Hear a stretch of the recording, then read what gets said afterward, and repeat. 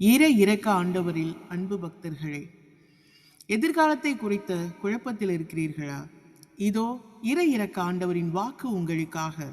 சங்கீதம் 32வது அதிகாரம் 8வது வசனத்தில் இவ்வாறு கூறுகிறார்: நீ செல்ல வேண்டிய வழியை நான் உனக்கு கற்பிப்பேன், உனக்கு அறிவுரை கூறுவேன், என் கண் உன்மேல் வைத்து உன்னை வழி நடத்துவேன் என்று கூறுகின்றார். ஆம், இறைவன் நாம் எடுக்க வேண்டிய முடிவுகள், சந்திக்க வேண்டிய மனிதர்கள், கடக்க வேண்டிய பாதைகள் அனைத்தையும் அறிந்திருக்கின்றார். மேலும் வாழ்க்கையில் பல நேரங்களில் நாம் எந்த வழியில் செல்ல வேண்டும் என்று தெரியாமல் குழப்பமடைகின்றோம்.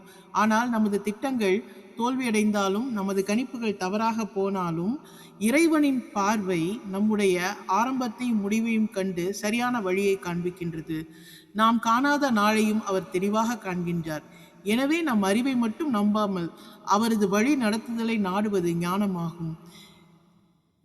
என் கண் உன்மேல் வைத்து என்ற வார்த்தைகள் மிகுந்த ஆறுதலை நமக்கு தருகின்றன. ஒரு அன்பான தந்தை தனது பிள்ளையை எப்போதும் கவனிப்பது போல இறைவனும் நம் வாழ்க்கையை அன்போடு கவனிக்கின்றார். நாம் தடுமாறும் போது எச்சரிக்கின்றார், தவறான பாதையில் செல்லும் போது திருப்புகின்றார், சோர்வடையும் போது ஊக்கப்படுத்துகிறார், சரியான நேரத்தில் சரியான கதவுகளை திறக்கின்றார். இறைவனின் வழி நடத்துதலை பெறுவதற்கு நாம் அவரது குரலை கேட்கும் மனநிலையை வளர்த்து கொள்ள வேண்டும். ஜெபம், இறைவார்த்தை, அமைதியான சிந்தனை, பரிசுத்தாவியின் வழிகாட்டுதல் ஆகியவற்றின் மூலம் இறைவன் நம்மோடு பேசுகின்றார். நாம் அவரை நம்பி ஒரு அடி எடுத்து வைக்கும்போது அடுத்த அடியை அவர் வெளிச்சமாய் நமக்கு காண்பிக்கின்றார். ஆம், ஒளியின் இறைவன் நம் பாதையில் என்றும் ஒளியாய் இருந்து நமக்கு வழிகாட்டுதலையும் வாழ்வையும் உறுதிப்படுத்துகின்றார்.